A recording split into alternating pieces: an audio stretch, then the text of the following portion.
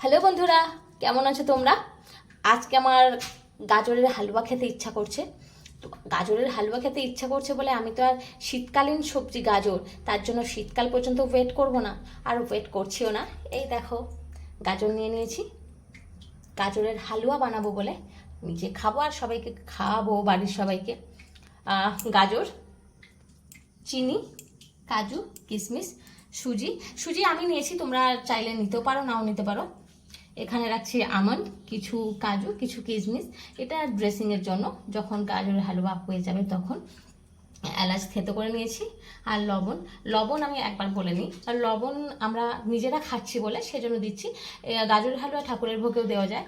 আর যখন ঠাকুরের ভোগে দিই আমরা, তোমরা সবাই জানো যে লবণ দেওয়া যায় না, যেমন চিড়ের পোলাও। আমরা নিজেরা বানাচ্ছি, নিজেরা খাবো বলে সেজন্য লবণ আমি দিয়ে নিচ্ছি। ঘি, ঘি আমি নিচ্ছি, তোমরা চাইলে সাদা তেল ইউজ করতে পারো। আর দুধ। এবার গাজর আমি ভালো করে খোসা ছাড়িয়ে ধুয়েই নিয়েছি, খোসা ছাড়িয়ে এবার নিয়ে ফিরে আসবো। তো খোসা ছাড়িয়ে ফিরে আসছি। গাজরের খোসা ছাড়িয়ে নিয়েছি। এবার আমি আগে দুধ রেডি করে নিই। এবার একটা প্যান বসিয়ে নিয়েছি, আমি গ্যাস অন করে দিলাম। এবার ওর মধ্যে আমি দুধ দিয়ে দিচ্ছি।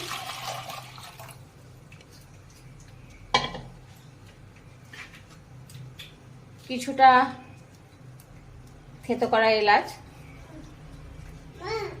হ্যাঁ মা, একটু লবণ আমি দুধের মধ্যে দিয়ে ভালো করে দুধটা ফুটিয়ে নেব। এবার আমি গাজর এইভাবে কোড়ানির সাহায্যে কুড়িয়ে নেব। আর ততক্ষণে আমার দুধ ভালোভাবে রেডিও হয়ে যাবে গাজরের হালুয়াতে দেওয়ার জন্য। এরপরে দুধে আমি কিশমিশ আর কাজু অ্যাড করব। ততক্ষণ আমি গাজর এইভাবে কুড়িয়ে নেব।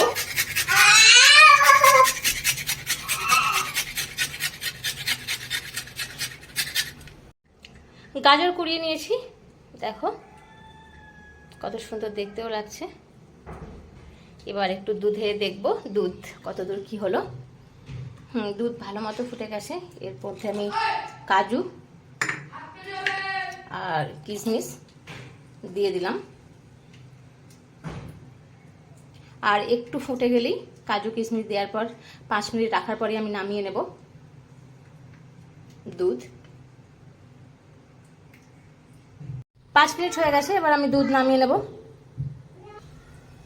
কড়াই বসিয়ে নিয়েছি। এবার কড়াই গরম হলে তারপর আমি ওর মধ্যে ঘি দেব। কড়াই গরম হয়ে গেছে, এবার আমি ওর মধ্যে ঘি দিয়ে দিচ্ছি।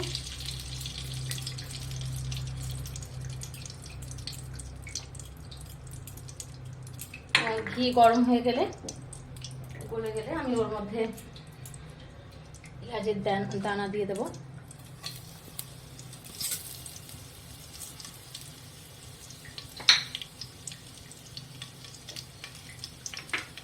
পেঁয়াজের দানাটা একটু নাড়াচাড়া করে ওর মধ্যে সুজি দিয়ে, এরপর সুজিটা একটু নাড়াচাড়া করে নেব। খুব বেশি ভাজবো না, একটু নাড়াচাড়া করার পর গাজর দিয়ে দিচ্ছি। গাজরের যে একটা কাঁচা কাঁচা যে সুজির গন্ধ থাকে সেটা থাকবে না, সেজন্য গাজর আমি ভেজে নিলাম। সিদ্ধ করে অনেকে করতে পারে রান্না, কিন্তু সিদ্ধ করা থেকে গাজর যদি ভেজে নেওয়া হয় আরও বেশি টেস্ট হয়।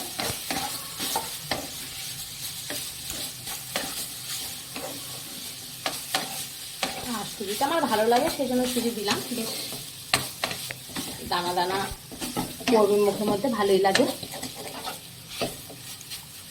তো আর একটু ভেজে নেব।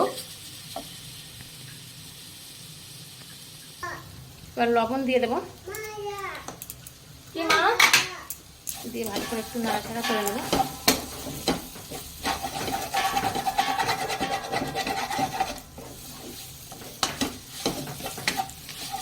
বেশ ভাজা ভাজা হয়ে গেছে। এবার আমি দুধ দিয়ে দেবো। দুধ, এর মধ্যে দুধ দিয়ে দেবো।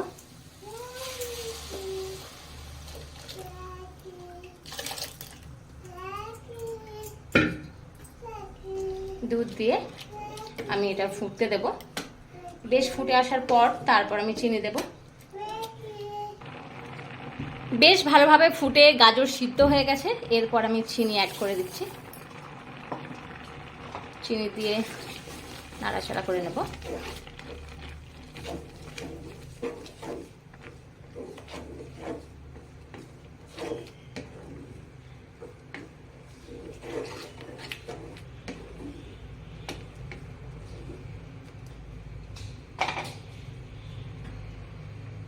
তো আরও কিছুক্ষণ ফুটতে দেব, চিনির দানা ভালো করে গলে যাবে, সেই জল একটু কিছুটা কমবে তারপরে।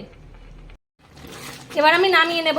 দেখো কতটা গাঢ় হয়ে গেছে, একদম পারফেক্ট, পুরোপুরি নামানোর জন্য, খাওয়ার জন্য সব কিছু। আর এবার আমি নামিয়ে নেব। নামিয়ে নিয়ে একটু ড্রেসিংয়ের ব্যাপার আছে, তো চলো নামিয়ে নিই। এবার একটু আমি সাজিয়ে নিই।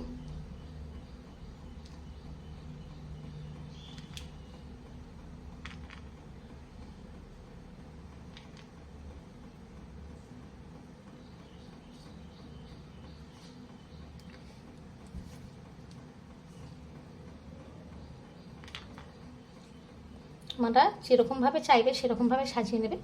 সাজিয়ে নিলে কি হয়, দেখতে ভালো লাগে।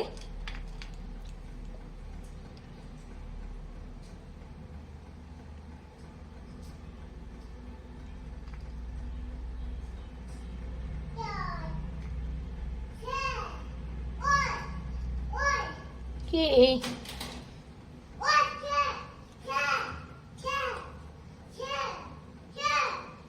তুমি ক্যারাটে করছো?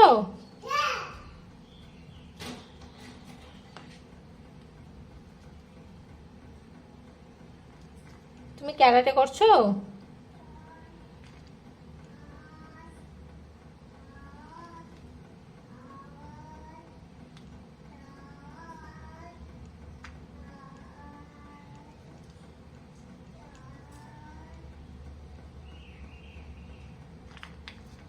তো এইভাবে আমি সাজিয়ে নেব, সাজিয়ে নিচ্ছিও।